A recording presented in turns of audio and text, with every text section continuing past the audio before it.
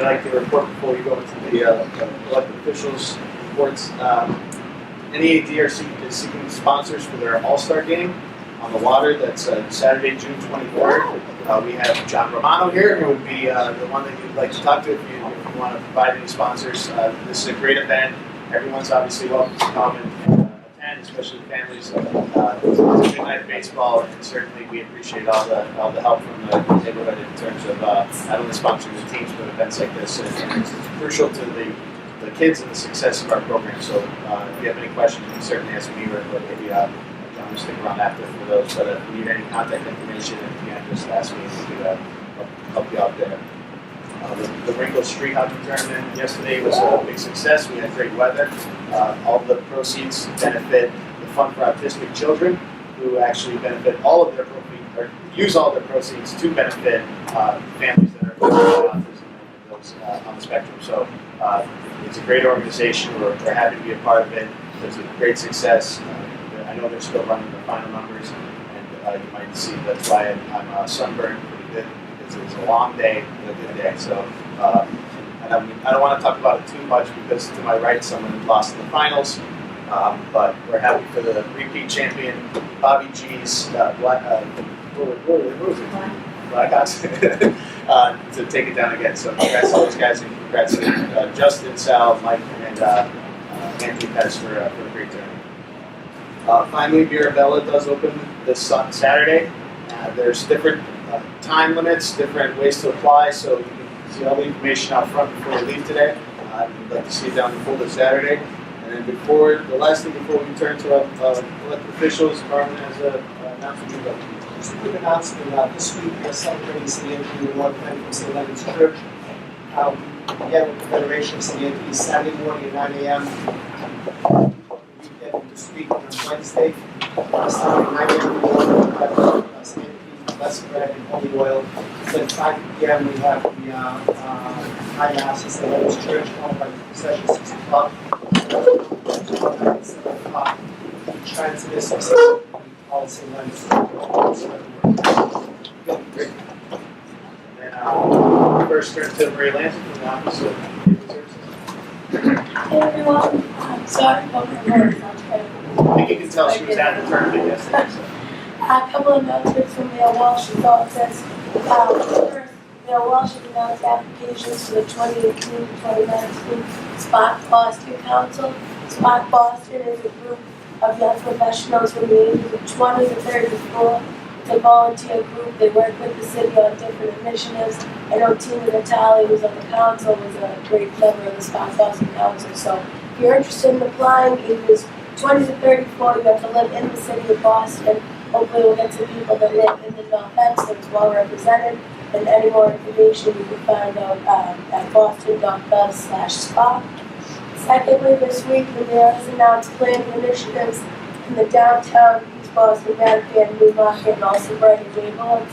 The downtown planning study primary goal will be to develop new framework for the preservation, enhancement, and growth of the downtown area, while important for livability, daylight walkability, access to open space, and affordability. So a request for proposal was released on Tuesday, May 29th, and all proposals are due by Friday, July 13th, and the formal planning process will be started early this fall, so I'll keep you guys posted on that. A couple of citywide initiative updates.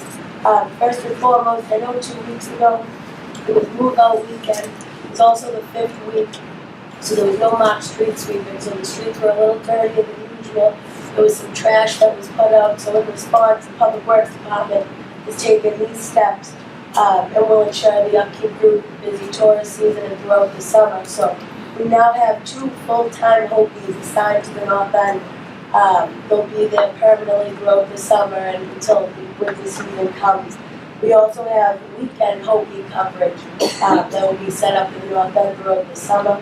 And we're going to have our street sweepers that will be out in all the open sides of streets when it's available and if time allows. So we're trying, to do our best to keep the trash, keep the neighborhood a little cleaner. But it's also, if you guys ever see anything, if you see trash misplaced, if you see something that's really a good time to utilize the Boston 311, you can download the app on your smartphone.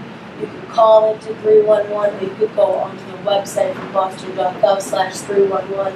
Please let us know. It is easier if you're taking pictures and submitting them on behalf of the website. That way it's specific, but we do have, code enforcement has been active in the area recently, and I know to some people's dismay, but as we try to keep trash off the streets, that's what we're going to have to do. Secondly, the Mayor's Coffee Hour is Thursday, June 28th at 9:30 at Christopher Columbus Park. So Thursday morning, June 28th, please come down to the park and enjoy meeting with the mayor and all of the city department heads and have coffee, and you get a free plant from the Parks Department. John touched on the BCYF Marabella Pool opening day, so that is Saturday, June 16th. You can still buy an early bird pass here at the Mazzaro until the 15th at 5 p.m. And a change this year is they are only able to be purchased by money order. You can find a money order at 7-Eleven or at your local bank, so definitely get on that. And lastly, the last event I wanted to touch on was Bike the Cycle Track with Boston Bikes. So we have a brand new, beautiful cycle track here on Commercial Street. And I know everyone's really excited about it, but if you wanted to get on a bike with some of the Boston Bikes teams from the Transportation Department and do a ride through, that's Friday, June 22nd, and it'll begin at 5:30 p.m. at South Station and end over in the Charles MGH area. So a good chance to get on a bike and actually talk to the city transportation officials, about the usage of it and different pathways we're trying to open up bike networks in the city. So other than that, But obviously the trash has been an issue, so it's good that we're having additional help, because hopefully it helps improve some of the cleanliness issues. We have Gabriella and Michael from Councilor Polier Thomas. Thank you, John. Good evening, everybody. I'm really happy to be here. My name is Gabriella Coletta. I'm Lydia Edwards' Chief of Staff. I'm sure you all know our fantastic North End liaison, Michael Benetti. So if you need anything at all, just make sure you call Michael. Call our office at any time. Feel free to see me afterwards to also sign up for our newsletter. So I also have two short updates from the Councilor's office. So one is in regards to the short-term rentals. So the Boston City Council will soon vote to enact legislation sponsored by the mayor regulating short-term rental platforms such as Airbnb. And the councilor will join to support the legislation. So just to clarify a couple of things that the legislation will do. It will allow owner-occupants to list their own unit, a part of their own unit or adjacent unit in their building as a short-term rental for 365 days per year. It prohibits ownership or operation of short-term rental units by outside investors. It creates a public registry of short-term rentals. It completely exempts lodging houses, bed and breakfast, certain corporate housing with established contracts, educational, medical, or other institutions from regulations as a short-term rental. So essentially, executive suites addressed in zoning code also function outside of the short-term rental regulations. So if you have any questions on that, feel free to come see me after the meeting as well. Second thing that the councilor has filed in the Boston City Council has to do with historic preservation. So in light of recent events that's happened in East Boston and other parts of the district, the council has filed a hearing order exploring historic preservation in the city. So the goal of this hearing order is to start the conversation around developing resources to identify historic landmarks and also incentivize developers and other stakeholders to invest in preserving the historic nature and character of our neighborhoods.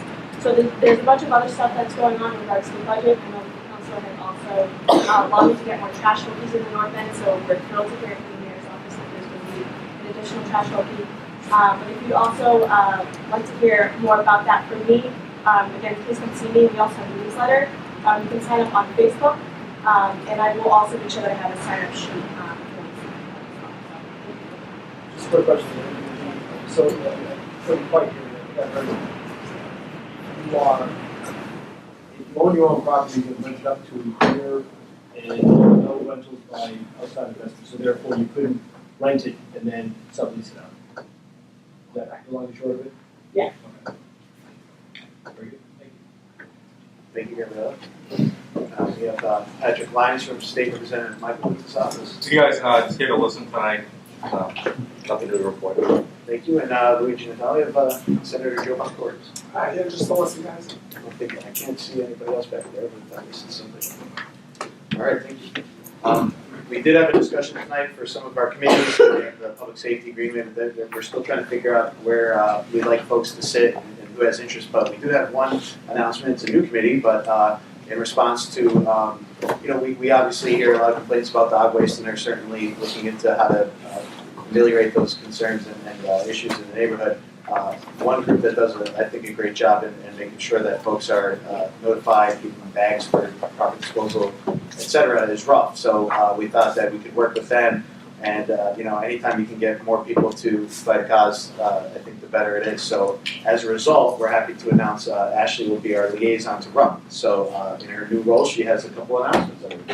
Oh, I'm sorry. I thought Ashley. I'm over here. There you go. Okay, a couple announcements. RUP hosts a series of events over the course of the year. In particular, in the summer, there are a bunch coming up. I won't go through all of them today, but please go on either the Facebook page, the Instagram page. The Facebook is RUP North End Dog Group. And then you can visit the Instagram page as well for all updates. And then you can also email them to join the newsletter, so you get these updates constantly, which is info@rupboston.org. So just a couple things to note. Thursday, June 14th, there's a feedback in the park, in the new Prince Street Dog Park.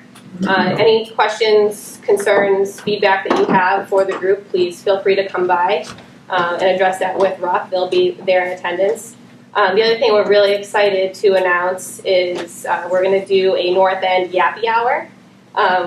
So if you're familiar with the Liberty Hotel does something similar, we're going to bring it to the North End at the living room patio, where dog owners will be welcome to, and non-dog owners will be welcome to attend, bring their pups, and enjoy some cocktails featured and sponsored by Absolute Vodka. And Polka Dog Bakery will be there as well, with treats for the pups, so treats for adults and for the dogs. And that's going to be every third Wednesday of the month this summer. So the first one is next Wednesday, June 20th. And then one last thing to address, we talked about the dog waste problem in the neighborhood.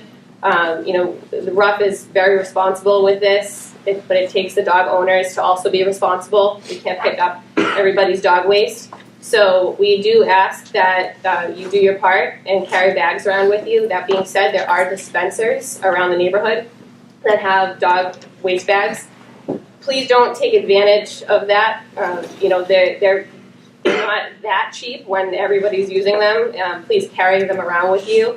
Encourage your friends who have dogs to carry their own bags. If you have an emergency, please take those. But right now they're going through 3,600 waste bags a month out of those dispensers. So that being said, if you would like to donate waste bags, please email RUP, again, info@rupboston.org.